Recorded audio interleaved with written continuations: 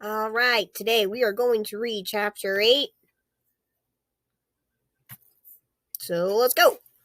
Dr. John Dee crouched in the back of the car and attempted not entirely successfully to control his temper. The air was heavy with the odor of sulfur, and thin tendrils of yellow-white fire crackled around his fingertips and puddled on the floor. He had failed, and while his masters were particularly patient, they often instigated plans that took centuries to mature. Their patience was now beginning to run out, and they were definitely not known for their compassion. Unmoving, held by the warding spell, Pernell Flamel watched him, eyes blazing with a combination of loathing and what might even have been fear. "This is becoming complicated," Dee muttered, "and I hate complications." Dee was holding a flat silver dish in his lap, into which he had poured a can of soda, the only liquid he had available. He always preferred to work with pure water, but technically any fluid would do. Crouched over the dish, he stared into the liquid and allowed a little of his own auric energy to trickle across the surface as he muttered the first words of the spell of scrying. For a single moment, there was just his own reflection in the dark liquid. Then it shuddered, and the soda began to bubble and boil furiously. When the liquid settled, the image in the bowl no longer reflected Dee's face, but showed a curious, flat image rendered in shades of purple, gray, and greenish black. The viewpoint was close to the ground, shifting and moving with sickening rapidity. "Rats," Dee murmured. Then, lips curling with distaste, he hated using rats as eyes. "I cannot believe you led them here," Scotty said, shoving handfuls of clothes into a backpack. Nicholas Flamel stood in the doorway of Scotty's tiny bedroom, arms folded across his chest. "Everything's happening so fast. It was bad enough when Dee got the codex, but when I realized there were pages missing, I knew the twins would be in trouble." At the mention of the word twins, Scotty looked up from her packing. "They're the real reason you're here, aren't they?" Flamel suddenly found something very interesting to stare at the wall. Scotty strode across the small room and glanced out into the hall to make sure Sophie and Josh were still in the kitchen, and then pulled Flamel into the room and pushed the door closed. "You're up to something, aren't you?" she demanded. "This is about more than just the loss of the codex. You could have taken Dee and his minions on your own." "Don't be so sure. It's been a long time since I fought Scathach," Flamel said gently. "The only alchemy I do now is to brew a little of the Philosopher's Stone potion to keep Pernell and myself young. Occasionally I'll make a little gold or the old jewel when we need some money." Scotty coughed, a short, humorless laugh, and spun back into her packing. She had changed into a pair of black combat pants, steel-toed Magnum boots, and a black t-shirt, over which she wore a black vest covered in pockets and zippers. She pushed a second pair of trousers into her backpack, found one sock, went looking for its match under her bed. "Nicholas Flamel," she said, her voice muffled by the blankets, "you are the most powerful alchemist in the known world. Remember, I stood beside you when we fought the demon Fomor, and you were the one who rescued me from the dungeons of Angkor Thanach, and not the other way around." She came out from under the bed with the missing sock. "When the Rusalka were terrorizing St. Petersburg, you alone turned them back, and when Black Annis raged across Manitoba, I watched you defeat her.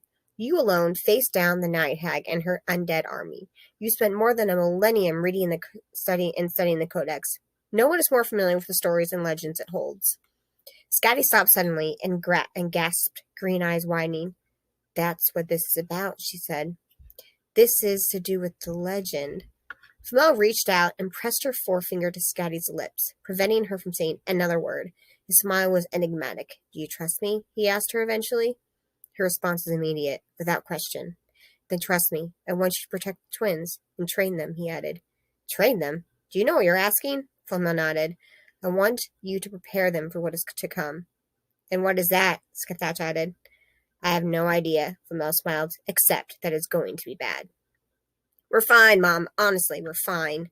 Sophie Newman tilted the cell phone slightly so that her brother could listen in. "Yes, Perry Fleming was feeling sick. Something she ate, probably. She's fine now."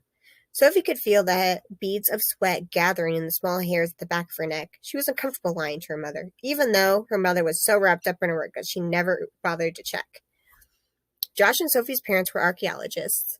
They were known worldwide for the discoveries which had helped reshape modern archaeology. They were among the first in their field who discovered the existence of the new species of small hominids that were now commonly called hobbits in Indonesia. Josh always said that their parents lived 5 million years in the past and were only happy when they were up to their ankles in mud. The twins knew that they were loved unconditionally, but they also knew that their parents simply didn't understand them, or much else about modern life. Mr. Fleming is taking Perry out to their house in the desert, and they've asked us if we'd like to join them for a little break. We said we had to ask you first, of course. Yes, we spoke to Aunt Agnes. She said as long as you said it was okay. Say yes, Mom, please. She turned to her brother and crossed her fingers. He crossed his too. They had talked long and hard about what to say to their aunt and their mother before they made the calls, but they weren't entirely sure what they were going to do if their mother said they couldn't go. Sophie uncrossed her fingers and gave her brother a thumbs up. Yes, I've got the time off from the coffee shop. No, we won't be a bother. Yes, Mom. Yes. Love to you. Tell Dad we love him too. Sophie listened, then moved the phone away from her mouth. Dad found a frozen pseudocalyptus sharpie in near-perfect condition, she reported. Josh looked blank. A very rare Cambrian crustacean, she explained. Her brother nodded. Tell Dad that's great. We'll keep him in touch, he called out. Love you, Sophie said, cutting the conversation short, then hung up. I hate lying to her, she said immediately. I know, but you couldn't really tell her the truth now, could you? Sophie shrugged. I guess not. Josh turned back to the sink. His laptop was perched precariously on the draining board next to his cell phone. He was using the cell to go online because, shockingly, there was no phone line or internet connections in the dojo. Scotty lived above the dojo in a small two-room apartment with a kitchen at one end of the hall and a bedroom with a tiny bathroom at the other. A little balcony connected the two rooms and looked down into the dojo below. The twins were staying in the kitchen while Flamel brought Scotty up to date on the events of the past hour in her bedroom at the other end of the hall. What do you think of her? Josh asked casually, concentrating on his laptop. He'd managed to get online, but the connection speed was crawlingly slow. He called up Alta Vista and typed in a dozen versions of Scathach before he finally got a hit with the correct spelling. Here she is, 27,000 hits for Scathach, the shadow or the shadowy one, he said, then added offhandedly, I think she's cool. Sophie picked up on the too casual tone immediately. She smiled broadly, and her eyebrows shot up. Ooh. Oh, you mean the 2,000-year-old warrior maid? Don't you think she might be a little too old for you? A wash of color rose from beneath the neck of Josh's t-shirt, painting his cheeks bright red. Let me try Google, he muttered, fingers rattling across the keyboard. 46,000 hits for Scathach, he said. Looks like she's real, too. Let's see what Wiki has to say about her, he went on, and then realized that Sophie wasn't even looking at him. He turned to her and discovered that she was staring fixedly through the window. There was a rat staying on the rooftop of the building and across the alley, staring at them. As they watched, it was joined by a second, and then a third. They're here, Sophie whispered. Dee concentrated on keeping his lunch down. Looking through the rat's eyes was a nauseating experience. Because of the tiny brain, it required a huge effort of will to keep the creature focused, which, in an alleyway filled with rotten food, was no easy task. Dee was momentarily grateful that he had not used the full force of the scrying spell, which would have allowed him to hear, to taste, and, this was a terrifying thought, to smell everything the rat encountered. It was like looking at a badly tuned black and white television. The image shifted, pitched, and lurched with the rat's every movement. The rat could go from running horizontally on the ground to running vertically up a wall, then upside down across a rope, all within a matter of seconds. Then the image stabilized. Directly in front of Dee, outlined in purple-tinged gray and glowing in grayish-black, were the two humans he had seen in the bookshop, a boy and a girl, in their mid-teens perhaps, and similar enough in appearance for them to be related. A sudden thought struck him hard enough to break his concentration.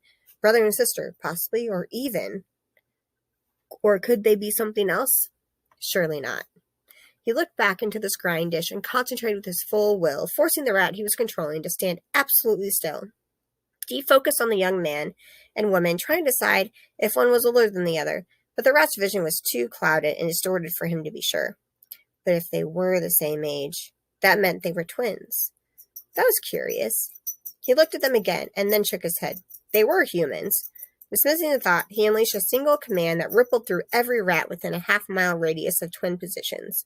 Destroy them. Destroy them utterly. The gathering crows took to the air, cawing raucously as if applauding. Josh watched open-mouthed as the huge rat leapt from the roof opposite, effortlessly bridging the 6-foot space. Its mouth was wide, and its teeth were wickedly pointed. He managed a brief, "Hey!" and jerked away from the window, just as the rat hit the glass with a fury, but thump. It slid down to the alley one floor below, where it staggered around its stunned surprise. Josh grabbed Sophie's hand and dragged her out of the kitchen into the balcony. "We've got a problem," he shouted, and stopped. Below them, 3 huge golems, trailing flaky, dried mud, were pushing their way through the wide-open alley door, and behind them, a long, sinuous line, came the rats. Oh, that's the end of the chapter. Until next time.